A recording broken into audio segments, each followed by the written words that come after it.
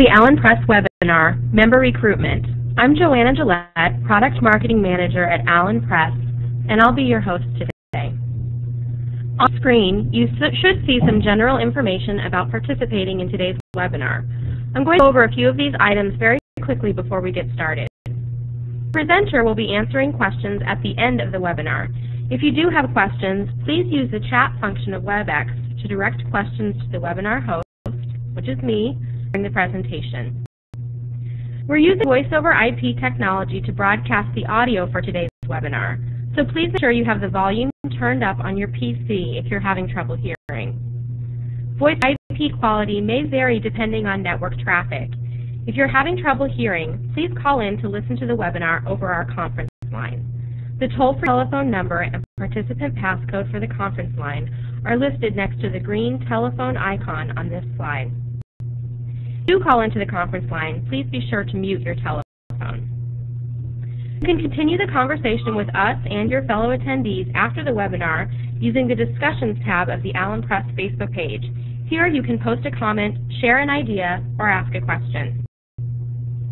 Today, Joyce Lancaster will share best practices and innovative ideas for recruiting new members. Joyce is an employee of Allen Press and has served as the Executive Secretary of the Weed Science Society of America for 14 years. As an ex officio member of the Board of Directors, Joyce serves in an administrative capacity and as a strategic advisor for the Society. I'm going to turn the presentation over to Joyce now. Don't forget to use the chat box on the lower right of your screen to send in your questions. Thanks, Joanna. Well, as Joanna has said, I serve as the Executive Secretary for the Weed Science Society of America. And I wanted to just give you a little bit of background about this society because this is really going to be mostly a case study of what weed science has done in terms of member recruitment. The society was founded in 1956, and currently we have about 1,300 members, which I will tell you in a little bit is an increase from some previous years. Most of the members of Weed Science Society are either people who are employed by some of the major chemical companies as researchers, such as Dow, Syngenta, or Bayer, or they're university professors at land-grant universities and agricultural colleges or universities, graduate students in weed science, and some USDA employees who are specialized in the field of weed science. And for the most part, over the years, weed science has focused on row crop agriculture, weed control in row crop agriculture. So in the the early to mid-1990s, there was a pretty rapid consolidation of industry, and it went from about 25 companies to down to 6 major companies. And so we really experienced a reduction in membership just because there were fewer people employed within industry. And at the same time, many of the traditional weed science-only programs were integrated into larger programs within the agricultural universities, such as crop and soil science, which also had an impact on the number of members. And the final thing, which some of you may have also experienced, is that now we have many universities or even companies who no longer are willing to pay for the individual memberships. So people are paying these membership dues on their own, and that has also impacted our membership numbers. So we had seen a rather steady decline in membership from the mid-1990s to almost the present time. Last year was our first year to have an increase, and we'll talk about in a little bit how we had that happen. So as you begin to think about this, one of the first things I call stop before you start is you really want to look at, is association growth necessary for your particular organization? For most of you, if you're like me, who's responsible for the financial management of the society, looking at additional members because that is our traditional base revenue. Some of you may have other types of non-dues revenues that support your organization, and so the number of members may not be as critical. So it's something to consider before you just leap into a membership recruitment program. It's really something necessary and vital because there are time and costs involved in any kind of recruitment process. Aside from financial motives, many people are looking to increase their membership because of the prestige and influence. If you are a group that's involved in legislative impact, of course, the number of members that you can say that you have that support a particular position or goal, the more influence you're going to have.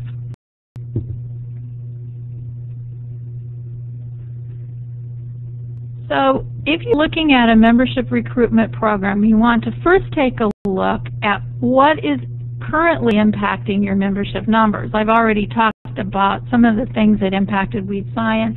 It may be the relevance of the particular group. It could be, as we experience, the number of people in the study or the people employed in the industry or the number of companies engaged in the endeavor. We found it's sort of a rueful joke that we have that our fastest growing membership category was the emeritus membership group.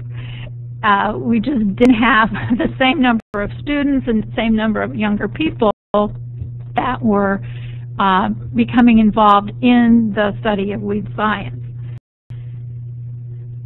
The thing you want to look at is your membership base changing? And if so, are you willing to change your association?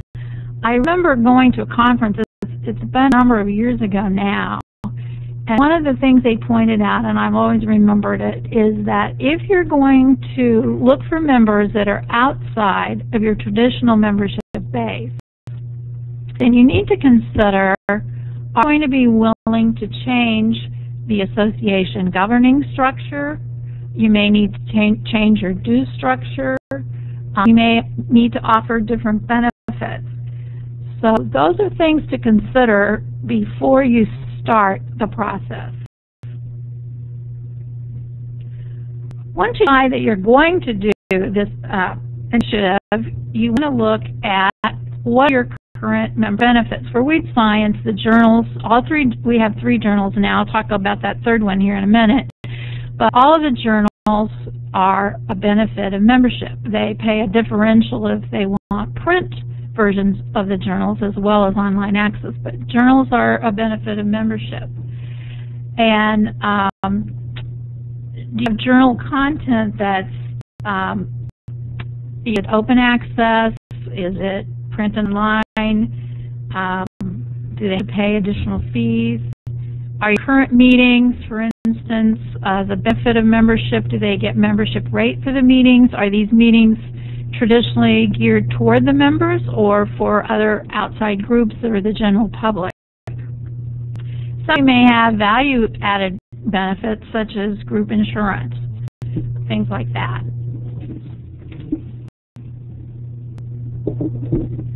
After you've looked at your existing benefits, you want to consider, are there new services or benefits that can be offered, either to satisfy your current members or attract new members.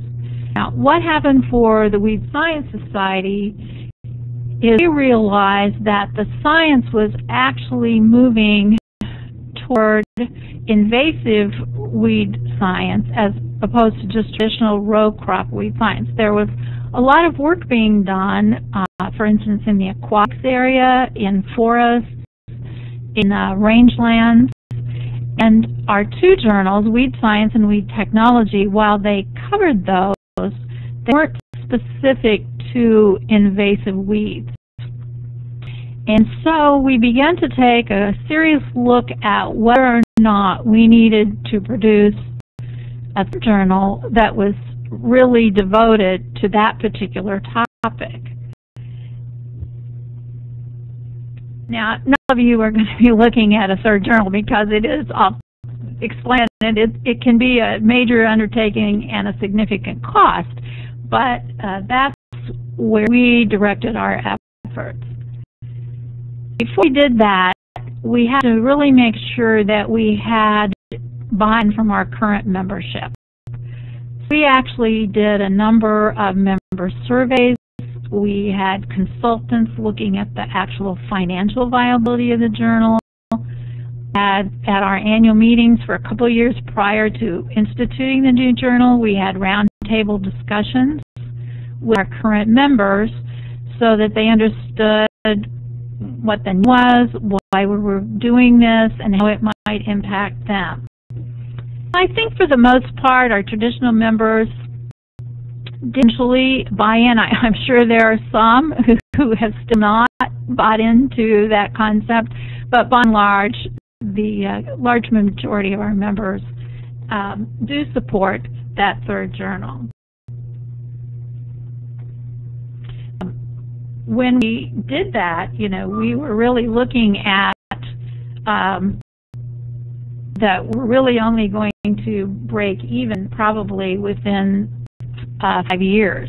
So it was really a case of the society needing to take a major financial risk. It was calculated risk, but they did have to do some big consideration because they knew that they were not going to break even for at least 5 years. That was if everything went as planned. I can tell you we're into year 4, and we have not broken even. Our experience is the revenues have perhaps not been as great as anticipated because we just don't have as many institutional subscribers, but we certainly haven't had as many expenses as we projected either. So we are still very satisfied with how things are going with that journal. We may not make the 5-year cutoff for breaking even, but we feel fairly certain that we're in good shape with that. But you do have to consider, especially on something like that, can you afford this new service? And Weed Science made the decision, of course, that they could.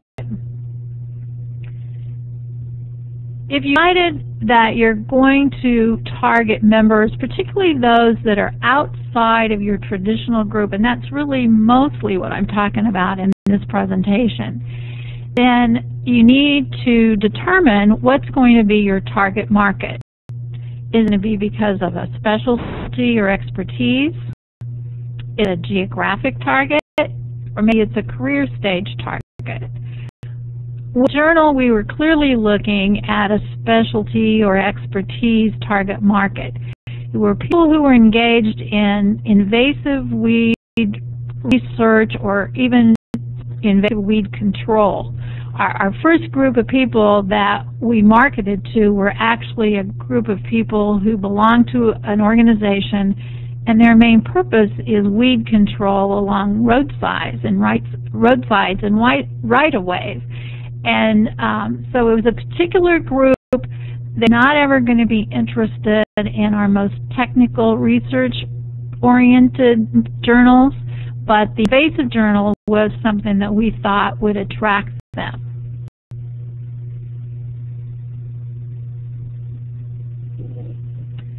The next thing to determine is what's going to be your membership structure.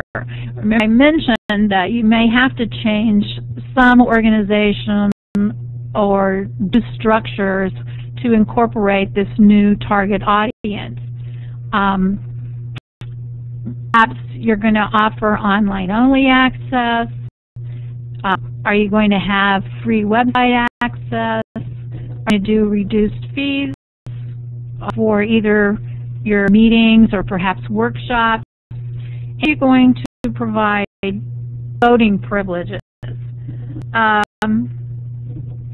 For Weed Science, what they did was they actually resurrected what they had at one time, which was an associate membership. And the associate membership, only you pay a reduced fee for dues, and you have access to one journal of your choice.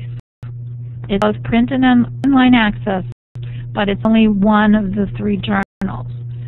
And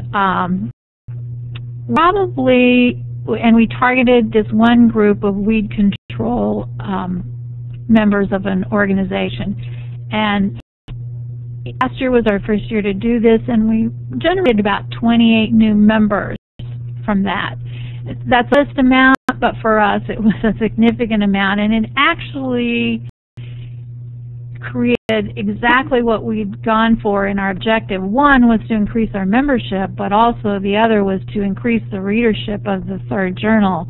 And I would say, although they could choose any journal of their choice, probably 26 out of the 28 ended up choosing the new Invasive Plant Science Management journal. So we really hit 2 of our objectives with that particular effort.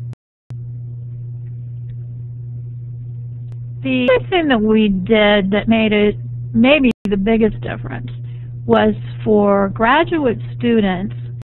We decided that if a graduate student came to our annual meeting, that the amount that they paid for meeting registration would also incorporate their membership dues. And so we probably went from having about 85 student members in any given year to about 155 student members, just from that one thing alone. So that was a very valuable thing for us to do with very little effort. It wasn't like we had to do any kind of marketing for that, because one of the things we find is that while institutions may not be willing to pay for individual memberships, they will pay for meeting registrations. So that had a great impact on our student membership in any given year. And then the second thing that we did, I mentioned it there, is we're beginning to look at undergraduate students. Some of our student members in the past have been people who are already in the field of weed science. That's their major, and they start coming to our meetings as they begin to end their career or their studies in weed science, and they're looking to make connections with other locations and people for future employment. But we are beginning to realize that industry now has positions again available, and there's beginning to be a concern about the number of students that are available for future employment. So we began to take a look at the undergraduate students, and we've developed a career brochure. We'll have a slide about that here in a minute. And we also have some undergraduate research awards that we award each year to try to encourage the research of undergraduate students, with the thought that that may eventually bring them into that field of study of weed science.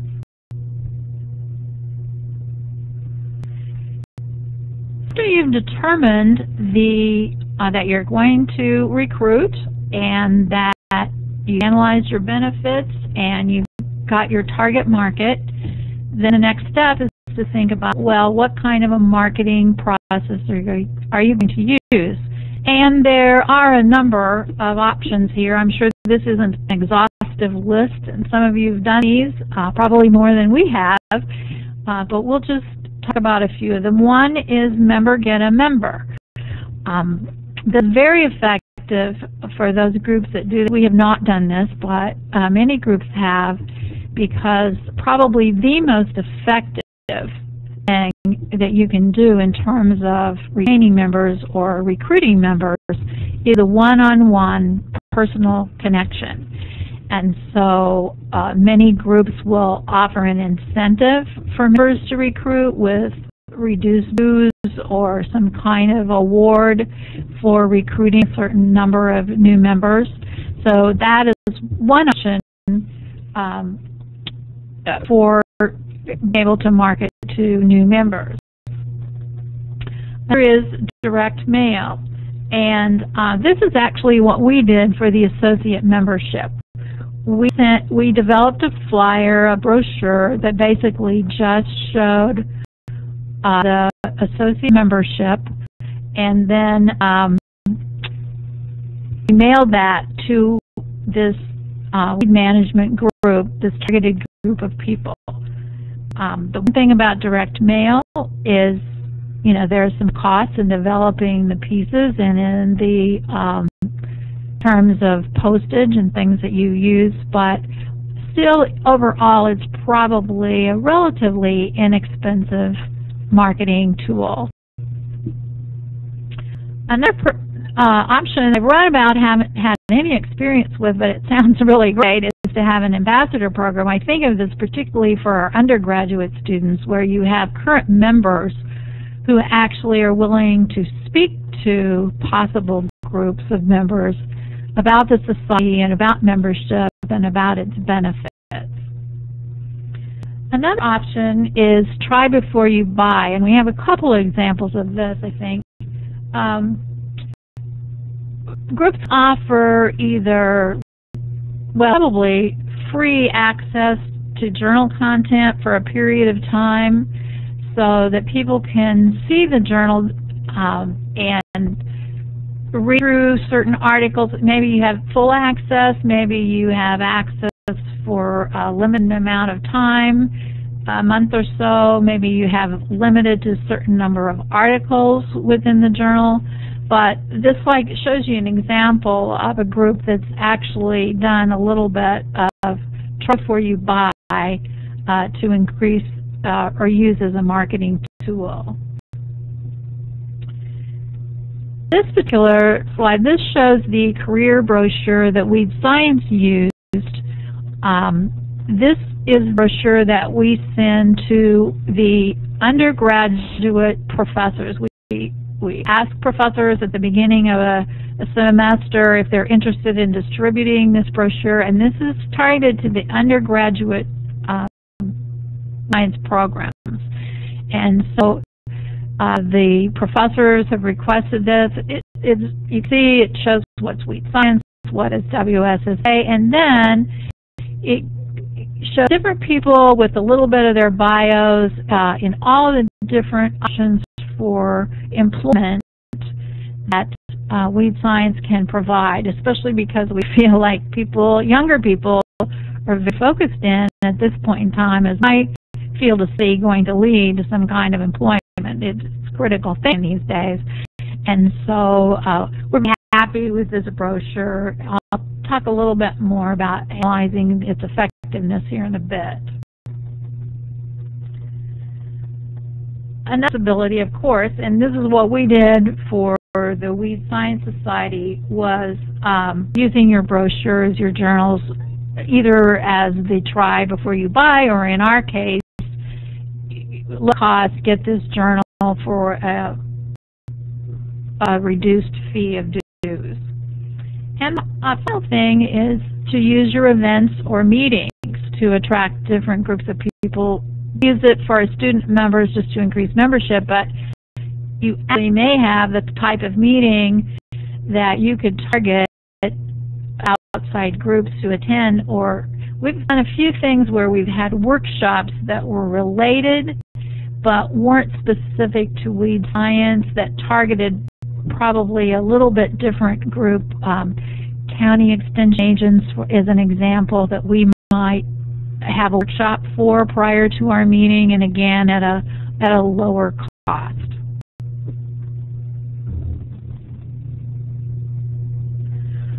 Final step would be then to assess, reassess how effective your particular campaign has been.